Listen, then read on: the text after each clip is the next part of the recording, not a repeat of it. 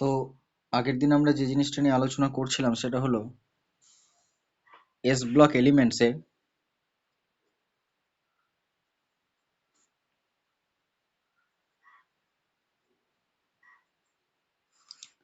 Oxide,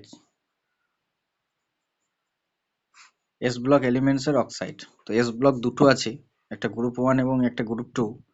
group 1-এ আছে lithium, sodium, potassium, রুবিডিনাম, caesium, এবং এখানে আছে বেরিলিয়াম, ম্যাগনেসিয়াম, ক্যালসিয়াম, ট্রনসিয়াম, বেরিয়াম। এখানকার মধ্যে লিথিয়াম, ম্যাগনেসিয়াম এবং ক্যালসিয়াম এরা মনোক্সাইড বা অক্সাইড গঠন করে। অক্সাইড বা এটাকে অনেক সময় বলা হয় মনোক্সাইড। অক্সাইড মানে কি? আমরা যদি বলি অক্সাইড মানে হচ্ছে ওই এলিমেন্টের সঙ্গে অক্সিজেনের একটা রিয়াকশনের ফলে অক্সিজেন যুক্ত একটা যৌগ। এটা ম্যাগনেসিয়ামের অক্সাইড, অর্থাৎ ম্যাগনেসিয়াম থাকবে অ্যান্ড তার সাথে সাথে অক্সিজেন থাকবে, এটাকে বলা হচ্ছে অক্সাইড। এই অক্সাইড আবার বিভিন্ন রকমের হয়। এটা হলো অক্সাইড, নর্মাল অক্সাইড, যেটা মনোক্সাইড, অর্থাৎ একটা করে অক্সিজেন থাকবে। এটা গ্রুপ 1, এটা হলো গ্রুপ 2। এটা গ্রুপ 1 এবং একটা গ্রুপ 2। এই প্রথম গ্রুপটাকে বলা হয় অ্যালকালি মেটালস, আর দ্বিতীয় গ্রুপটাকে বলা হয় অ্যালকালাইন আর্থ মেটালস। প্রথম গ্রুপটাকে বলা হয় অ্যালকালি মেটাল এবং দ্বিতীয়টাকে বলা হয় অ্যালকালাইন আর্থ মেটাল। তো অ্যালকালি মেটালসের লিথিয়াম এবং অ্যালকালাইন আর্থ মেটালের বেরিলিয়াম, ম্যাগনেসিয়াম এবং ক্যালসিয়াম এরা অক্সাইড বা মনোক্সাইড টাইপের অক্সাইড ফর্ম করে। On the other hand, sodium and strontium, barium এগুলো পার অক্সাইড টাইপের অক্সাইড তৈরি করে। পার অক্সাইড। এবং পটাশিয়াম, রুবিডিনাম, সিজিয়াম এরা সুপার অক্সাইড গঠন করে।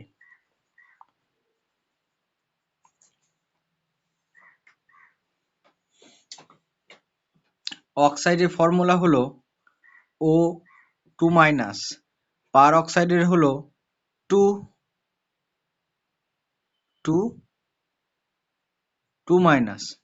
আর সুপার অক্সাইড হলো O2-।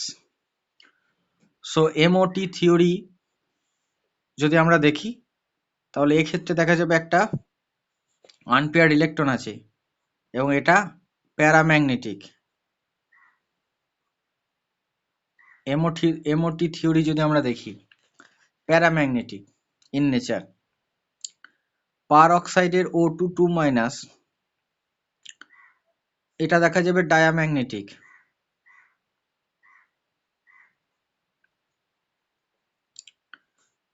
এটাও ডায়াম্যাগনেটিক।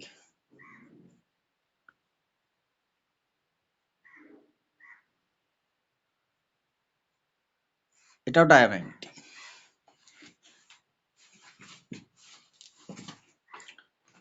আমরা জানি ডায়াম্যাগনেটিকে পেয়ার্ড ইলেকট্রন থাকে, আনপেয়ার্ড থাকে না, কিন্তু প্যারাম্যাগনেটিকে আনপেয়ার্ড ইলেকট্রন থাকে।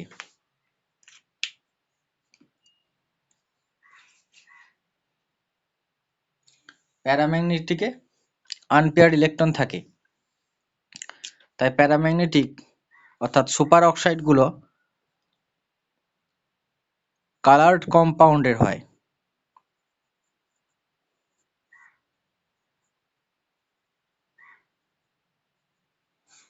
Colour compound. এবার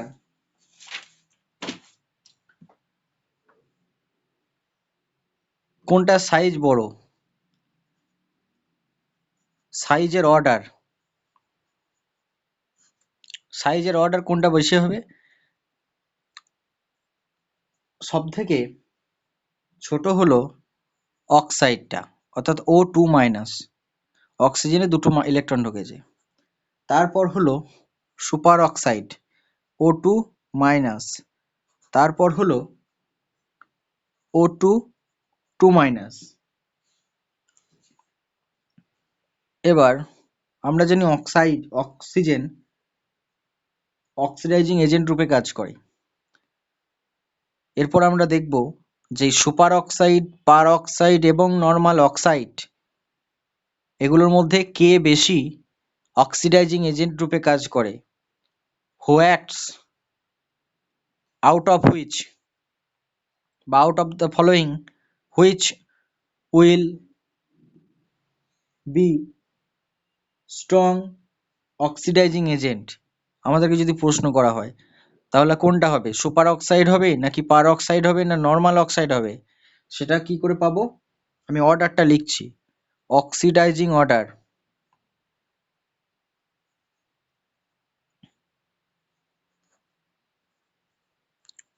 অক্সিডাইজিং অর্ডার অর্থাৎ কে বেশি ভালো অক্সিডাইজ করতে পারবে, অক্সিডাইজিং এজেন্ট রূপে ব্যবহৃত হবে, সেটা হলো অর্ডারটা হলো এটা।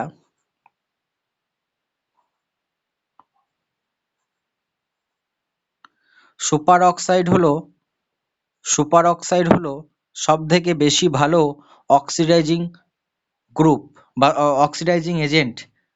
এর অক্সিডাইজিং পাওয়ার সব থেকে বেশি আদার দেন পার অক্সাইড অ্যান্ড নর্মাল অক্সাইড। কেন সেটা আসছি। আমরা এখানে দেখতে পাচ্ছি যে লিথিয়াম নর্মাল অক্সাইড ফর্ম করে, Li2O নর্মাল অক্সাইড বা মনোক্সাইড। এক্ষেত্রে যদি জল মেশানো হয় তাহলে দেখা যাবে LiOH হবে। এবার আমরা সোডিয়াম পার অক্সাইড নেব, Na2O2 পার অক্সাইড, অর্থাৎ দুটো অক্সিজেন থাকবে। কেন? এটাকে ভাঙলে কি হবে, এটাকে ভাঙলে পরে পাবো আমরা লিখে দিচ্ছি, ভাঙাটা কিভাবে হবে লিখে দিচ্ছি। এটাকে ভাঙলে হবে 2Na প্লাস, তাহলে দুটো পজিটিভ চার্জ হলো। সোডিয়াম তো ডবল পজিটিভ হতে পারে না, একটা প্লাস চার্জ আছে, তাহলে দুটো সোডিয়াম দুটো পজিটিভ চার্জ। অক্সিজেন কি হবে, O2 2 মাইনাস হবে। এবার এটাকে যদি জল মেশানো হয় তাহলে কি উৎপন্ন হবে, এখানে উৎপন্ন হবে NaOH, অর্থাৎ সোডিয়াম হাইড্রোক্সাইড উৎপন্ন হবে। তার সাথে সাথে হাইড্রোজেন পার অক্সাইড তৈরি হবে, এবং এই হাইড্রোজেন পার অক্সাইড এর নাম হলো হাইড্রোজেন পার অক্সাইড। এই হাইড্রোজেন পার অক্সাইডের উপস্থিতির জন্য সোডিয়াম পার অক্সাইডকে যখন জল মেশানো হচ্ছে তখন NaOH sodium hydroxide along with hydrogen per oxide উৎপন্ন হচ্ছে।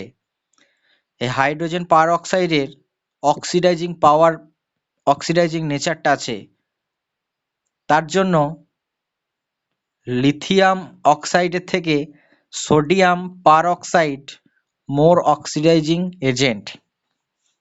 অর্থাৎ এইটা আর এইটা কেন হলো সেটা আমরা বুঝে গেলাম, এটা আর এটা কেন হলো আমরা বুঝে গেলাম, যে পার অক্সাইডের অক্সিডাইজিং পাওয়ারটা অক্সাইডের থেকে বেশি হবে। এই দুটো এক্সাম্পল থেকে আমরা খুব সহজেই বুঝে যেতে পারি। তাহলে এইটা কি করে পাবো, সুপার অক্সাইড। আমরা এখান থেকে দেখতে পাচ্ছি পটাশিয়াম, রুবিডিনাম এবং সিজিয়াম সুপার অক্সাইড গঠন করে। তাহলে আমরা পটাশিয়াম সুপার অক্সাইড নিলাম, এক্ষেত্রে জল মেশালাম, হয়তো হালকা দেখতে পাচ্ছিলি, দেখে নে। আমরা পটাশিয়াম সুপার অক্সাইড নিয়েছি, তার সাথে সাথে জল মিশিয়েছি, কি পাচ্ছি, একটা বেস পাবো KOH, তার সাথে সাথে কি পাবো, হাইড্রোজেন পার অক্সাইড। হাইড্রোজেন পার অক্সাইডের সাথে সাথে পাবো একটা অক্সিজেন।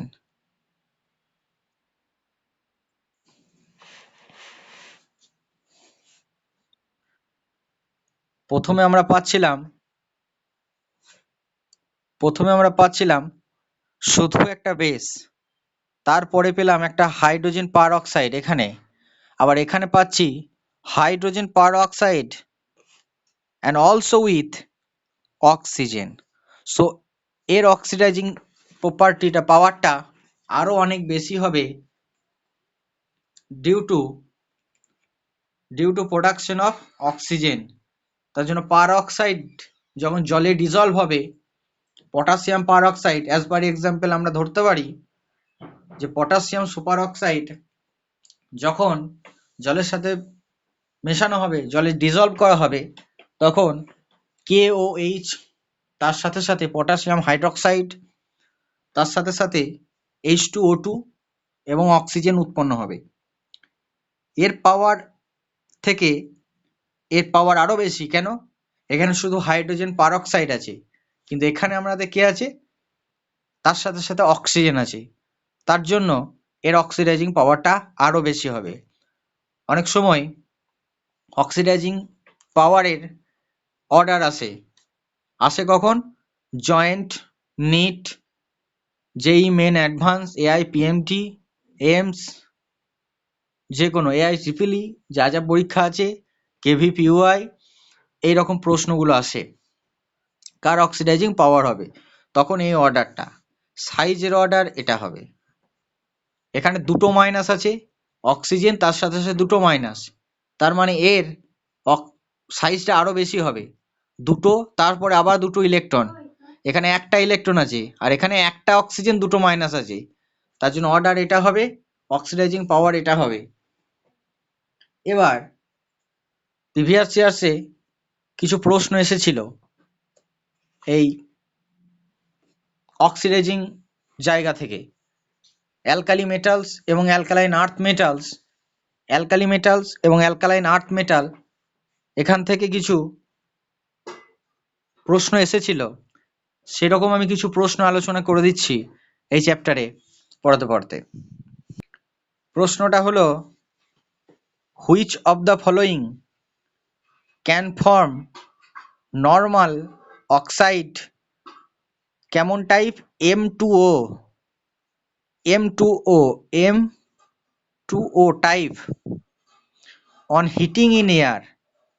অপশন ছিল লিথিয়াম, 2 নম্বর অপশন ছিল সোডিয়াম, 3 নম্বর অপশন ছিল রুবিডিনাম, নাকি পটাশিয়াম। এটা পড়েছিল AIPMT 2012-তে। আমরা M2O ভালো করে লক্ষ্য করে দেখ, M2O এই টাইপের অক্সাইড আসছি। এই টাইপের অক্সাইড মানে হচ্ছে 2M plus plus O2 minus, এটা যদি ভাঙে তাহলে পরে এরকম হবে।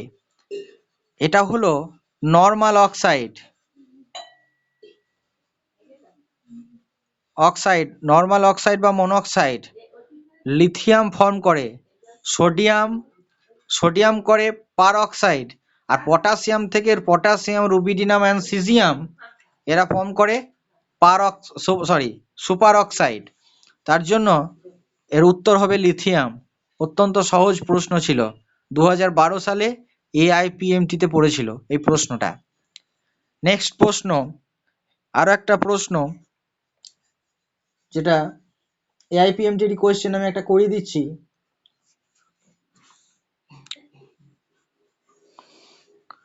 Which of the following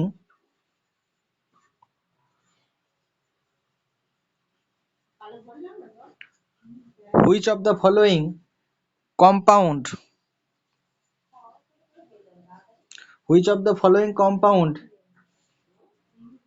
is a peroxide?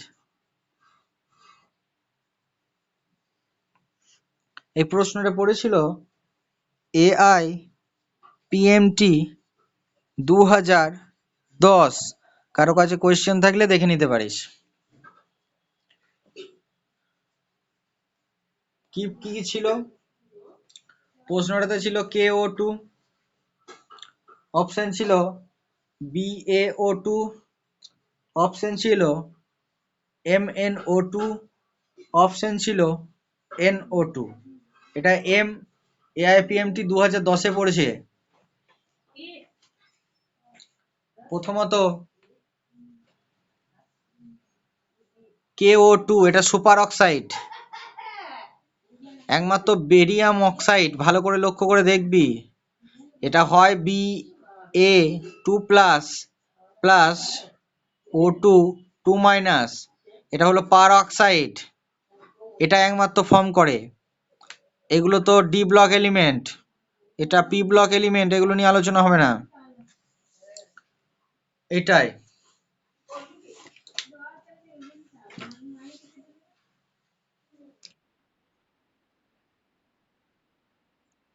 আমি কিছু লিখছি, এখান থেকে আস্তে আস্তে লিখতে থাকো। Reactivity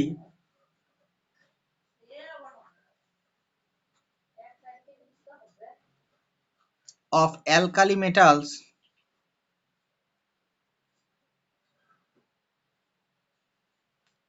reactivity of alkali metals towards oxygen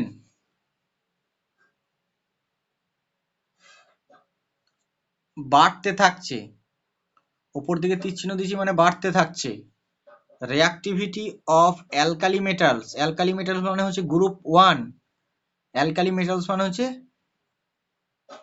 group 1 elements, towards oxygen, উপর দিকে তীর চিহ্ন দিয়েছি মানে আস্তে আস্তে বাড়তে থাকছে, অন মুভিং, কোন দিকে মুভ করে দিলে, on moving down the group, on moving down the groove with the increasing, এইটা মানে ইনক্রিজিং, আর নিচের দিকে তীর চিহ্ন দিলে ডিক্রিজিং বলবো, শর্টে লিখছি, decreasing in atomic size, reactivity of alkali metals towards oxygen increasing on moving down the groove with the increasing in atomic size. Thus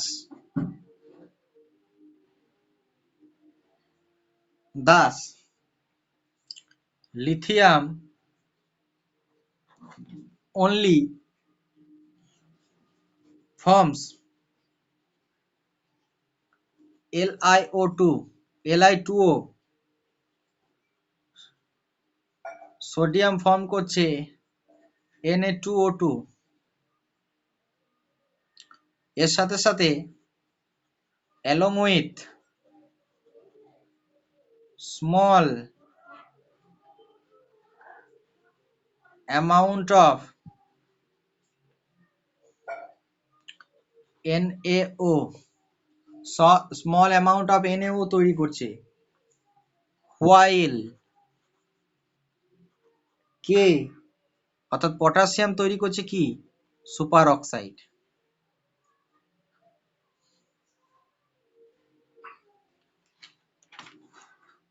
কিন্তু শুধু যে পটাশিয়াম সুপার অক্সাইড তৈরি করে তা নয়, এর সাথে সাথে কিছু পার অক্সাইডও তৈরি করে এবং অক্সাইডও তৈরি করে, সেটা আমি দেখাচ্ছি। এটা লিখে নাও তাড়াতাড়ি, স্ক্রিনশট নিয়ে নাও, pause the video and screenshot, take a screenshot. পাতা সোজা করলে দেখতে পাবি না গোটাটা, তার জন্য বাঁকিয়ে রেখেছি।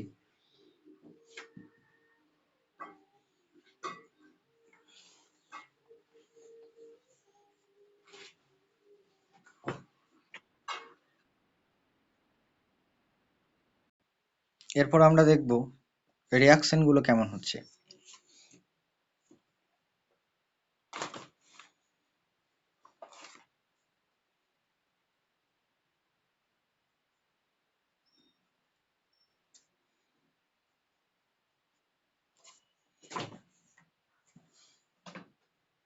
লিথিয়াম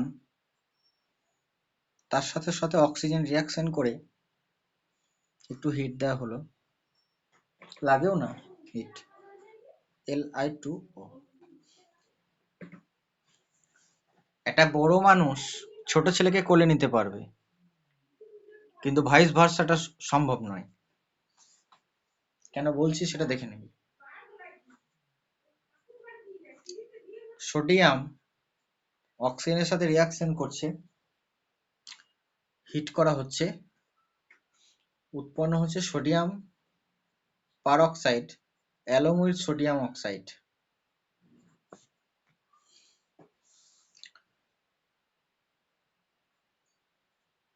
পটাশিয়াম অক্সিজেনের সাথে রিয়াকশন করে উৎপন্ন করছে সুপার অক্সাইড K2O2 এর সাথে সাথে K2O। বোঝা যাচ্ছে? একটা বড় সাইজের ক্যাটায়ন সে বড় সাইজের অ্যানায়নকে তো জায়গা দিতে পারবেই, তার সাথে সাথে ছোট সাইজগুলোকেও পারবে। কিন্তু একটা ছোট সাইজের ক্যাটায়ন সে কিন্তু ছোট সাইজের অ্যানায়নকে জায়গা দিতে পারবে, বড় সাইজের অ্যানায়নকে জায়গা দিতে পারবে না। তার জন্য লিথিয়াম শুধু লিথিয়াম অক্সাইড গঠন করলেও সোডিয়াম কিন্তু পারঅক্সাইডও গঠন করছে এবং নর্মাল অক্সাইডও গঠন করছে। অন্যদিকে পটাশিয়াম KO2 সুপার অক্সাইড গঠন করছে, তার সাথে সাথে পটাশিয়াম অক্সাইড পারঅক্সাইড করছে এবং পটাশিয়াম অক্সাইডও তৈরি করছে, তিনটেই গঠন করছে। রেডি? এবার এখানে একটা প্রশ্ন, দ্যাট আই এক্সপেক্টেড দ্যাট তোরা আমাকে প্রশ্ন করবি, সেটা আমি আশা করেছিলাম। যে আমি প্রথমেই বলেছিলাম যে O2 মাইনাস সাইজে ছোট, তারপর O2 মাইনাস, তারপর O2 মাইনাস। তাহলে এর সাইজ যদি সব থেকে বড় হয় তাহলে এ তো পটাশিয়ামের সাথে রিয়াকশন করা উচিত ছিল। সোডিয়াম তো সুপার অক্সাইড গঠন করার কথা ছিল, কারণ সুপার অক্সাইডটা O2 মাইনাসের সাইজটা ছোট, যেহেতু সোডিয়ামের থেকে পটাশিয়ামের সাইজ বড়, তাহলে বড় সাইজের সাথে বড় সাইজ হলে পরে ক্লাসটা সব থেকে বেশি ভালো হবে। একটা স্মল ক্যাটায়ন একটা স্মল অ্যানায়নকেই স্টেবিলিটি দিতে পারে, আর একটা স্মল ক্যাটায়ন একটা লার্জ ক্যাটায়ন একটা লার্জ অ্যানায়নকে স্টেবিলিটি দিতে পারে। এটাই হচ্ছে থিওরি। একটা স্মল ক্যাটায়ন একটা স্মল অ্যানায়নকে স্টেবিলিটি দিতে পারে, আর একটা লার্জ ক্যাটায়ন লার্জ অ্যানায়নকে স্টেবিলিটি দিতে পারে। বাট এটা যদি হয় তাহলে এটা তো আমরা জানি পটাশিয়াম, যে পটাশিয়ামের সাইজ বড় সোডিয়ামের থেকে, তাহলে তো পটাশিয়াম পার অক্সাইড গঠন করার কথা ছিল, কারণ সাইজটা তো বড় পার অক্সাইডের, সোডিয়ামের কম। তাহলে আমি বলেছিলাম যে পটাশিয়ামের ক্ষেত্রে সুপার অক্সাইডে বেশি স্টেবল হয় এবং সোডিয়ামের ক্ষেত্রে পার অক্সাইডটা স্টেবল হয়। কেন? লিথিয়ামের ক্ষেত্রে মনোক্সাইডটা স্টেবল হয় কেন? এটা ফর্ম হয় জানলাম, কিন্তু এগুলো স্টেবল। লিথিয়াম O2 তৈরি করে করুক, কিন্তু এইটা স্টেবল বেশি, যেটা স্টার দিলাম সেটা স্টেবল বেশি। তার কারণ হচ্ছে, জায়গাটা ভালো করে বুঝতে হবে, এখানে একটা নেগেটিভ ফিল্ড আর একটা পজিটিভ ফিল্ডের ব্যাপার আছে। পটাশিয়ামের সাইজ বড় হওয়ার জন্য এর পজিটিভ ফিল্ডটা উইক।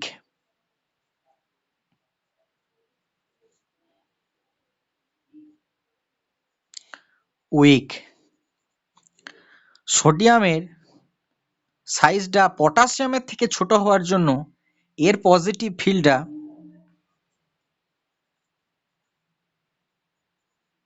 স্ট্রং।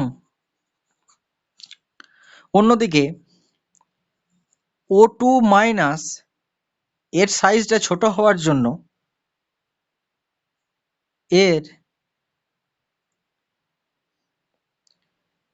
এর সাইজটা ছোট হওয়ার জন্য এর ক্ষেত্রে পজিটিভ হলে বড় হওয়ার জন্য পজিটিভ ফিল্ডটা উইক, ভালো করে বুঝতে হবে।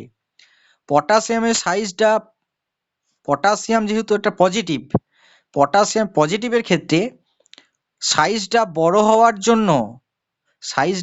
হওয়ার জন্য পজিটিভ ফিল্ডটা উইক। সোডিয়াম প্লাস এর পজিটিভ ফিল্ডটা ছোট হওয়ার জন্য স্ট্রং। নেগেটিভের ক্ষেত্রে উল্টো,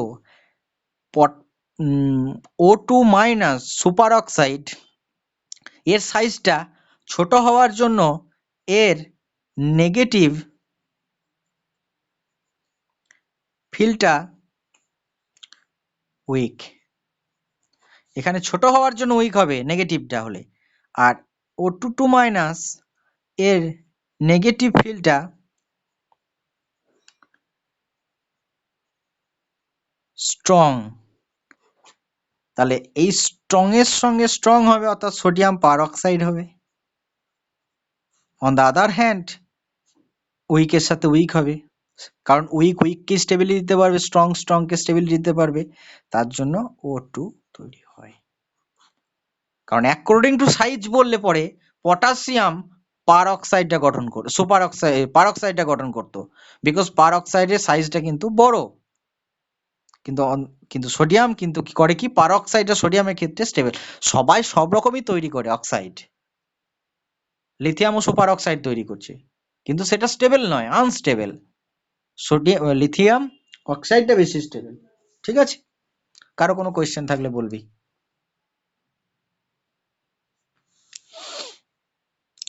সোডিয়াম লিথিয়াম এরা অত্যন্ত অ্যাক্টিভ হওয়ার জন্য, কথাগুলো ভালো করে শুনতে হবে, সোডিয়াম লিথিয়াম অত্যন্ত অ্যাক্টিভ হওয়ার জন্য ইলেকট্রোকেমিক্যাল সিরিজে তারা উপর দিকে অবস্থান করে।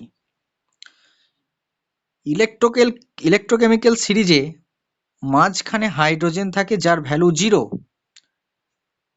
তার স্ট্যান্ডার্ড রিডাকশন পোটেনশিয়ালের ভ্যালু 0। যে যত উপরের দিকে থাকবে, যে মেটালটা যত উপরের দিকে থাকবে, মেটাল বলবো না, যে এলিমেন্টটা যত উপরে থাকবে, সেই এলিমেন্টটা তত ইলেকট্রন লস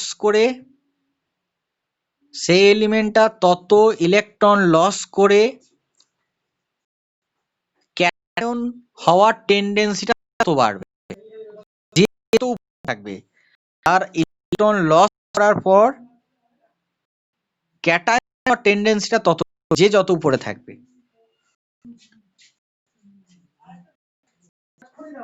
এবার লিথিয়ামের ক্ষেত্রে লিথিয়ামটা সব থেকে উপরে থাকে। আসতে বল। একটা ইলেকট্রোকেমিক্যালস বলে সিরিজ আছে, যে সিরিজে মাঝখানে হাইড্রোজেন থাকে, যার স্ট্যান্ডার্ড রিডাকশন পোটেনশিয়াল ভ্যালুটা 0। এবার এখানে অনেক এলিমেন্ট থাকে, এখানে অনেক এলিমেন্ট থাকে, যে এলিমেন্টটা যত উপরে অবস্থিত সে তত চাইবে তার ইলেকট্রনটা লস করে দিয়ে ক্যাটায়ন হয়ে যাও। সাপোজ এ থাকলো উপরে, বি থাকলো নিচেতে, তার মানে এ বেশি ক্যাটায়ন হওয়ার জন্য পাগল হয়ে যাবে, এর টেন্ডেন্সি বেশি ইলেকট্রন লস করে ক্যাটায়ন হয়ে যাওয়া। বিও হয়তো ইলেকট্রন লস করবে, দিয়ে বি পজিটিভ হবে, কিন্তু এই রিয়াকশনটা বেশি হতে চাইবে, কারণ এ উপরের দিকে আছে। কথাটা বুঝতে পারলি? এ বেশি চাইবে। এবার দেখা যায়, আর উপরের দিকের ভ্যালুগুলো নেগেটিভ, এবার আমি ধরে নিলাম এ এর ভ্যালুটা -5 আর বি এর ভ্যালুটা -4, বুঝতে পারলি? এরকম জিরো থেকে আস্তে আস্তে মাইনাস হতে হতে এইদিকে চলবে, আর এইদিকে পজিটিভ হতে হতে পজিটিভ নামবে। ঠিক আছে, এবার লিথিয়াম ওপরে আছে, সোডিয়াম নিচেতে আছে। লিথিয়াম কিন্তু লিথিয়ামের রিডাকশন স্ট্যান্ডার্ড রিডাকশন পোটেনশিয়ালের ভ্যালুটা বেশি নেগেটিভ। বেশি নেগেটিভ মানে নেগেটিভের পর বেশি ভ্যালু। তার মানে এটাই বোঝাচ্ছে যে সোডিয়ামটা লিথিয়ামের নিচেতে আছে এবং সোডিয়ামের উপরে আছে লিথিয়াম, কারণ এর ভ্যালুটা বেশি নেগেটিভ। তাহলে এ সোডিয়ামের থেকে লিথিয়ামটা ইলেকট্রন লস করে ক্যাটায়ন হতে বেশি চাইবে, লিথিয়ামটা চাইবে। তো লিথিয়াম সোডিয়াম দুজনেই ওপরের দিকে আছে, কিন্তু লিথিয়াম বেশি চাইবে যে পজিটিভ হতে। তাহলে অক্সিজেনের সঙ্গে লিথিয়ামের রিয়াকশনটা বেশি স্ট্রং হবে। লিথিয়ামের সঙ্গে অক্সিজেনের রিয়াকশনটা বেশি তীব্রতার সঙ্গে হবে। অন্যদিকে সোডিয়ামের সঙ্গে অক্সিজেনের রিয়াকশনটা একটু মৃদুভাবে হবে। বুঝতে পারলি কি পারলি না? যেহেতু সোডিয়ামটা নিচে অবস্থিত, তার জন্য এর অ্যাক্টিভিটি লিথিয়ামের থেকে তো কম। যে নিচেতে থাকবে তার অ্যাক্টিভিটি কম হবে। তাহলে লিথিয়ামে যেহেতু সোডিয়াম নিচে আছে, তাহলে সোডিয়ামের অ্যাক্টিভিটি অনেক কম হওয়ার কথা। কিন্তু দেখা যায় যে লিথিয়ামটা উপরে অবস্থিত হলেও লিথিয়ামের স্ট্যান্ডার্ড রিডাকশন পোটেনশিয়ালের ভ্যালু বেশি নেগেটিভ হওয়া সত্ত্বেও সোডিয়ামের সঙ্গে অক্সিজেনের রিয়াকশন বা সোডিয়ামের সঙ্গে জলের রিয়াকশন, অক্সিজেনের রিয়াকশন বলবো না, সোডিয়ামের সঙ্গে জলের রিয়াকশনটা বেশি তীব্রতার সাথে ঘটে। অন্যদিকে লিথিয়ামের সাথে জলের রিয়াকশনটা অতটা হয় না। হওয়া উচিত ছিল তো, কারণ এ তো বেশি উপরের দিকে অবস্থিত সোডিয়ামের। তাহলে জলের সঙ্গে লিথিয়ামের রিয়াকশনটা আরো বিস্ফোরণের মতো হওয়া উচিত ছিল সোডিয়ামের থেকেও, কিন্তু হয় না। এর কারণ হলো সোডিয়ামের আর একটা বৈশিষ্ট্য আছে, যার জন্য সোডিয়ামের সঙ্গে জলের রিয়াকশনটা বেশি তীব্রতার সঙ্গে বিস্ফোরণের মতো হয়। কারণ যখন সোডিয়ামের সঙ্গে সোডিয়ামের সঙ্গে জল রিয়াকশন করছে, অন্যদিকে লিথিয়ামের সঙ্গে জল রিয়াকশন করছে, তাহলে সোডিয়ামের সাথে Na উৎপন্ন হচ্ছে বা Na2O2 উৎপন্ন হচ্ছে, যাই হোক না কেন NaOH উৎপন্ন হচ্ছে, এদিকে LiOH উৎপন্ন হচ্ছে। তখন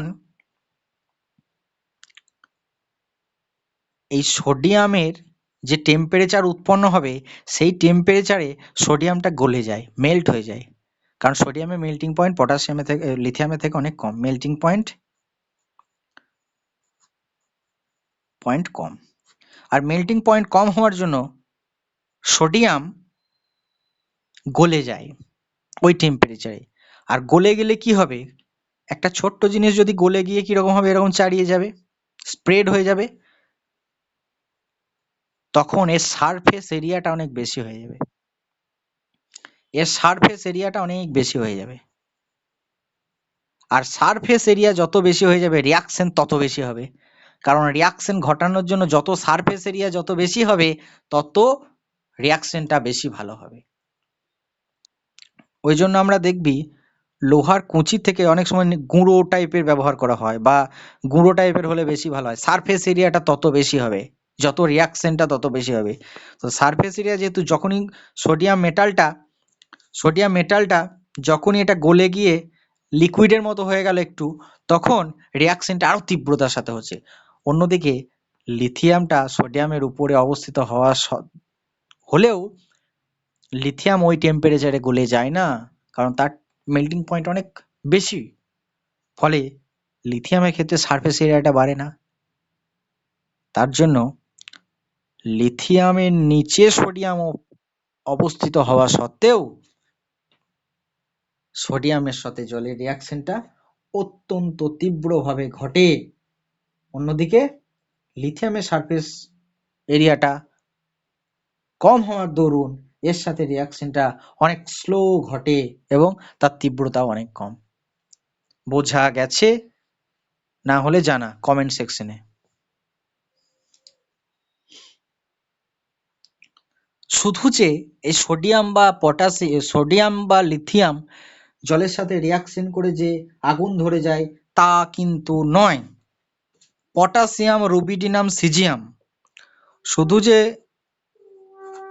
লিথিয়াম, পটাশিয়াম, সোডিয়াম নয়, পটাশিয়াম, রুবিডিনাম এবং সিজিয়াম সবাই কিন্তু, শুধু এরা দুজন নয়, সবাই কিন্তু ওই জলের সাথে রিয়াকশনের ফলে কি হয়, ওই ফায়ারিং হয়, মানে বিস্ফোরণ হয়ে যায়, ঠিক আছে, এক্সপ্লোশনের মতো হয়। হয়তো আমি একটা ভিডিও দেখিয়েছিলাম কিছুদিন আগে।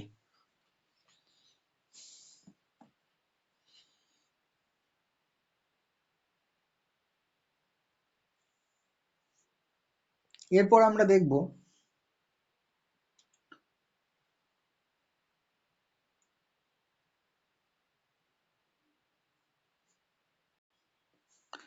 আচ্ছা সাইজটা কার বেশি বড়? সিজিয়ামের।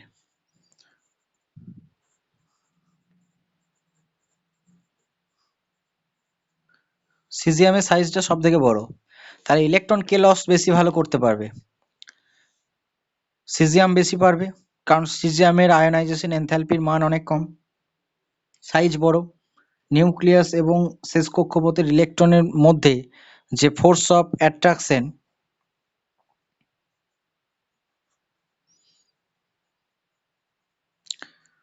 অ্যাট্রাকশনটা অনেক বেশি।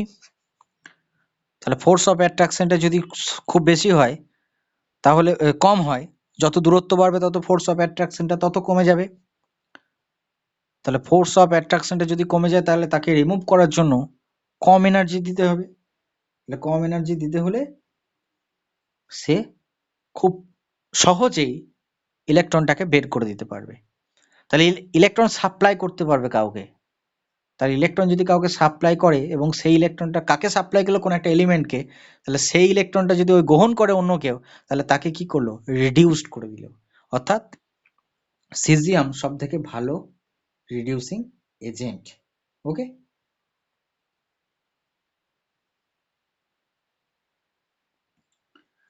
এবার একটা ইম্পর্টেন্ট টপিক আছে, সে টপিকটা বলে দিই।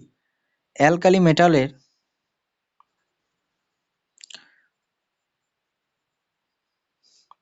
মেটালসের reaction with liquid ammonia. Alkali মেটালসের রিয়াকশনটা হচ্ছে কার সাথে করব? অ্যালকালি মেটালসের সাথে লিকুইড অ্যামোনিয়া।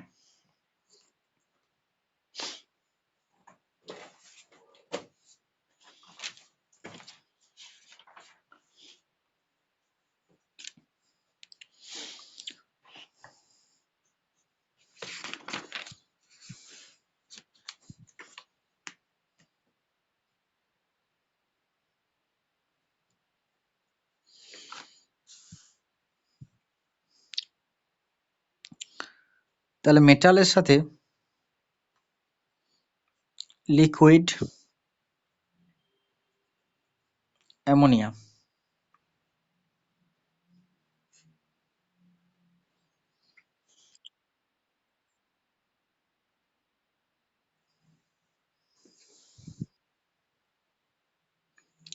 মেটালসের সাথে লিকুইড অ্যামোনিয়া রিয়াকশন, তাহলে সলিউট কে হবে? মেটালটা হবে সলিউট, দ্রাব্য, আর এটা হবে সলভেন্ট। তাহলে এখানে সলভেন্ট হলো অ্যামোনিয়া, জল কিন্তু নয়। ডাইলুট সলিউশন মানে এখানে লেখা আছে দেখবি, লঘু অ্যামোনিয়া দ্রবণের সাথে, তরল অ্যামোনিয়া দ্রবণের সাথে, লঘু গাঢ় এরকম লেখা আছে, concentrate liquid dilute. Dilute solution মানে ডাইলুট বা ডাইলুট লেখা হয়। সলিউশন মানে ডাইলুট সলিউশন মানে হচ্ছে সেখানে সলিউট কম থাকবে। কনসেন্ট্রেশন অফ সলিউট বা মেটাল এটা কি কম। ডাইলুট সলিউশন মানে হচ্ছে কনসেন্ট্রেশন অফ সলিউটের, সেটা মেটাল, এখানে কনসেন্ট্রেশন বলতে কার, সলিউট বলতে মেটালের কনসেন্ট্রেশনটা অনেক কম।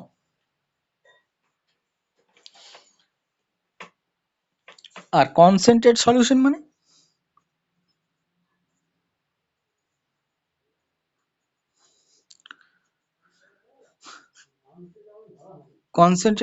মানে হচ্ছে যেখানে কনসেন্ট্রেশন অফ সলিউট বলছি সব জায়গাতেই, আমি এটা ব্র্যাকেটে লিখলাম মেটাল, যেটা বেশি।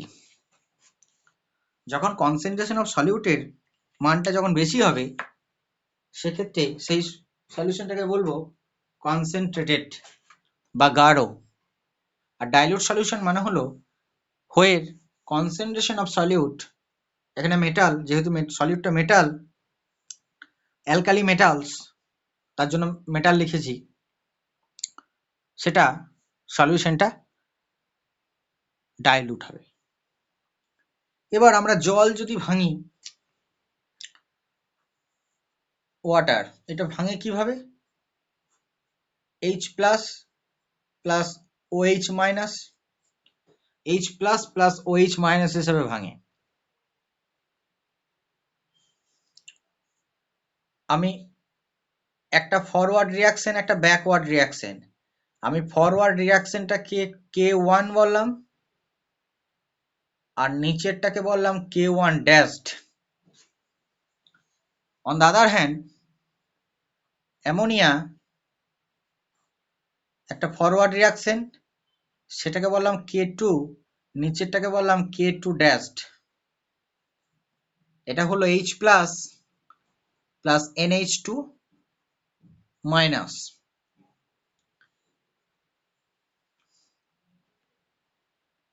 এক্ষেত্রে K1 is greater than K2, তাহলে এই রিয়াকশনটার ক্ষেত্রে ফরওয়ার্ড রিয়াকশনটা সব থেকে বেশি ভালো, তার রেটটা বেশি। K1 মানে হচ্ছে rate constant of this reaction, forward reaction. এখানে দুটো রিয়াকশন আছে, একটা ফরওয়ার্ড রিয়াকশন, অর্থাৎ ফরওয়ার্ড রিয়াকশন মানে হচ্ছে জল থেকে H plus plus OH minus হবে, এটা হচ্ছে ফরওয়ার্ড রিয়াকশন। অন্যদিকে H প্লাস এবং OH মাইনাস মিলে জল হবে, এটা backward reaction, whose rate constant is K1 dashed. Similarly এই রিয়াকশনের ক্ষেত্রে, অর্থাৎ অ্যামোনিয়া থেকে H প্লাস এবং NH2 মাইনাস, এই ফরওয়ার্ড রিয়াকশনের ক্ষেত্রে রেট কনস্ট্যান্ট হলো K2, অ্যান্ড ব্যাকওয়ার্ড রিয়াকশন অর্থাৎ H প্লাস এর সঙ্গে NH2 মাইনাস মিলে গিয়ে অ্যামোনিয়া হয়ে যাওয়া, সেটা হলো backward reaction whose rate constant is K2 dashed. Here, based on data, we can say K1 is greater than K2, অর্থাৎ এই রিয়াকশনটার ক্ষেত্রে ফরওয়ার্ড রিয়াকশনটা বেশি হচ্ছে, এই রিয়াকশনটার ক্ষেত্রে ফরওয়ার্ড রিয়াকশনটা বেশি হচ্ছে না, মানে ব্যাকওয়ার্ড রিয়াকশনটা বেশি হচ্ছে। ফরওয়ার্ড রিয়াকশনটা বেশি হচ্ছে না মানে ব্যাকওয়ার্ড রিয়াকশনটা হচ্ছে, অর্থাৎ K2 dashed is greater than K1 dashed.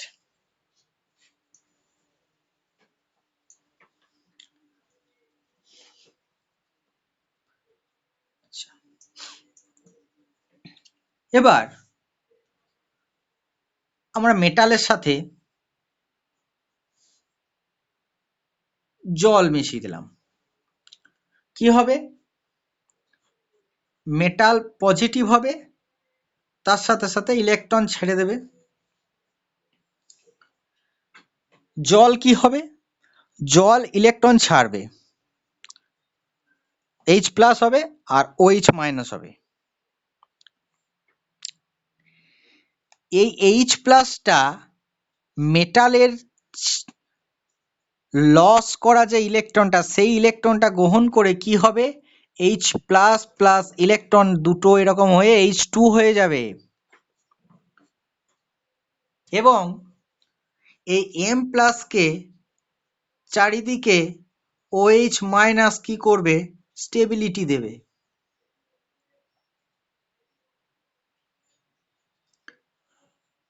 এই জিনিসটাকে কি বলা হয়, হাইড্রেটেড। আমরা লিখি M প্লাস অ্যাকুয়াস, এইভাবে লিখি অনেক সময়।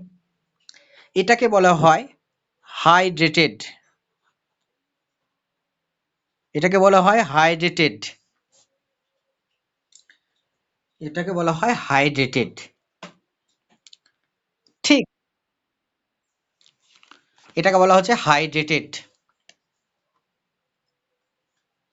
আর এই এম যে ইলেকট্রনগুলো ছেড়ে দিচ্ছে, সেই ইলেকট্রনগুলো জলের এইচ প্লাসটাকে নিয়ে হাইড্রোজেন গ্যাস হচ্ছে। তাহলে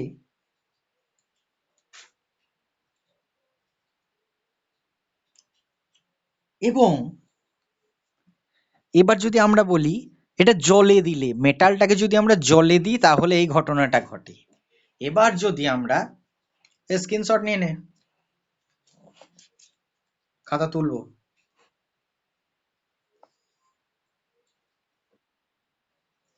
এইবার যদি এই মেটালটাকে আমরা অ্যামোনিয়াতে দিয়ে দিই তাহলে কি হবে, অ্যামোনিয়া কি করবে, H প্লাস ছাড়বে এবং NH2 মাইনাস হবে, অন্যদিকে M প্লাস হবে, আর M এর ইলেকট্রন যেই M যে ইলেকট্রনটা ছাড়বে সেই ইলেকট্রনটা গ্রহণ করে এই হাইড্রোজেনটা কি হবে, হাইড্রোজেন গ্যাস হয়ে যাবে।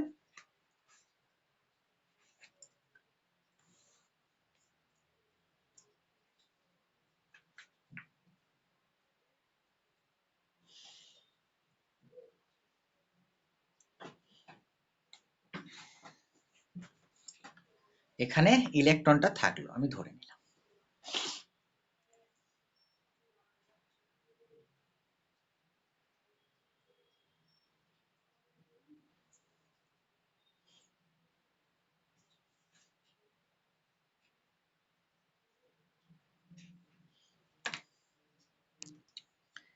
এই ক্যাটায়নের চারিদিকে এখানে যেমন জল চারপাশে লেগে যায়, এখানে কিন্তু সব অ্যামোনিয়া লেগে যায়।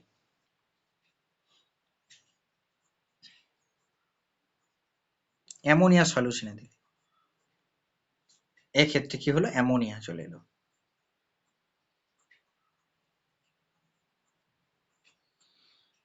তাহলে এখানে যেহেতু জলে দিয়েছিলাম তার জন্য হাইড্রেটেড কথাটা বলছিলাম, এক্ষেত্রে কি বলবো, অ্যামোনিয়াতে যেহেতু সলিউশনটা দিয়েছি এটাকে বলবো অ্যামোনিয়েটেড, অ্যামোনিয়েটেড ক্যাটায়ন।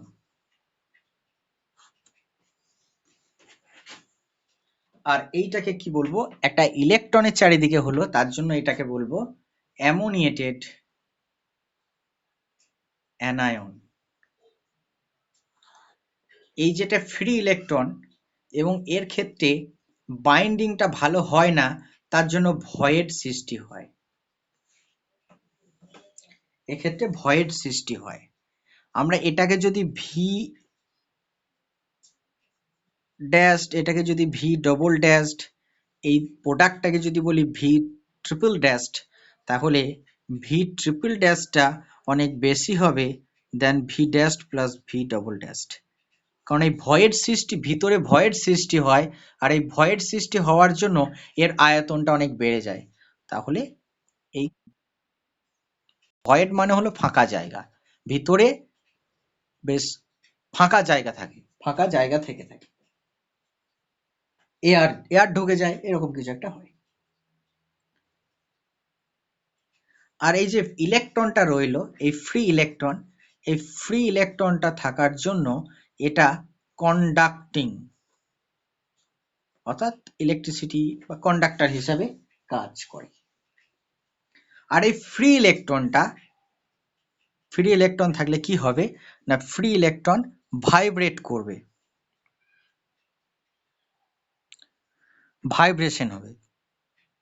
আর এই ভাইব্রেশন হলে পরে কি হবে না একবার এনার্জি গেন করবে, লস করবে, গেন করবে, লস করবে। এবার যখন ওই এনার্জিটা গেন করে হায়ার এনার্জি স্টেটে গিয়ে আবার যখন ফিরে আসবে, এনার্জিটা ছেড়ে দেবে, এক্ষেত্রে তো ইলেকট্রনের তো আর ওই হায়ার এনার্জি স্টেটে যাওয়ার কোনো জায়গা নাই। এখানে কক্ষপথ বলছি না, হায়ার এনার্জি স্টেটে যাবে, অর্থাৎ এমন একটা স্টেট যেখানে তার এনার্জিটা অনেক বেশি থাকবে।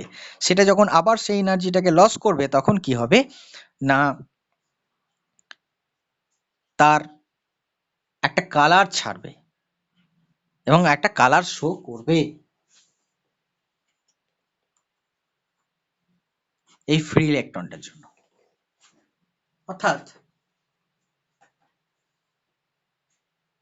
কোনো একটা মেটালকে, অ্যালকালি মেটালগুলোকে যদি লিকুইড ডাইলুট ডাইলুট অ্যামোনিয়া সলিউশনে দেওয়া হয় তাহলে এই ঘটনাটা ঘটে এবং সেটা কালার শো করবে। এবং যেহেতু একটা আনপেয়ার্ড ইলেকট্রন পাওয়া যাচ্ছে তার জন্য এরা প্যারাম্যাগনেটিক সলিউশন তৈরি করবে এবং এই ফ্রি ইলেকট্রনটা ভাইব্রেশন, এনার্জি গেন, লস করবে, একটা কালার শো করবে এবং কালারটা হলো ব্লু। এবং এরা তড়িৎ পরিবহন করবে, ফ্রি ইলেকট্রন কন্ডাক্ট করবে। এবার একটা ইলেকট্রন রয়েছে, সেই ইলেকট্রনটা যদি কাউকে দিয়ে দেয়া হয় তাহলে সেটা রিডাকশন হয়ে যাবে, অর্থাৎ এটা রিডিউসিং এজেন্ট হিসাবে কাজ করতে পারবে। কিন্তু বইয়ে তোদের লেখা আছে যে দ্রবণটা যদি গাঢ় হয়ে যায় তাহলে কপার ব্রোঞ্জের বর্ণ ধারণ করে, কপার ব্রোঞ্জের কালার চলে আসে এবং এই গাঢ় দ্রবণ ডায়াম্যাগনেটিক। বাট বিশদে ব্যাখ্যা করা নেই। আমি একটা পার্ট, তোদের 4টে লাইন লেখা আছে বইয়ে, ভালো করে লক্ষ্য করে দেখ। 4টে লাইন বইয়ে লেখা আছে, ভালো করে লক্ষ্য করে দেখ। সেই 4টে লাইনের মধ্যে আমি 3.5 লাইন অর্থাৎ 3.5 লাইন আমি এক্সপ্লেন করলাম, আর 1.5 লাইন বাকি আছে, সেটা ব্যাখ্যা করব, সেটার জন্য আবার টাইম লাগবে। একটু দেখে নে বইটা।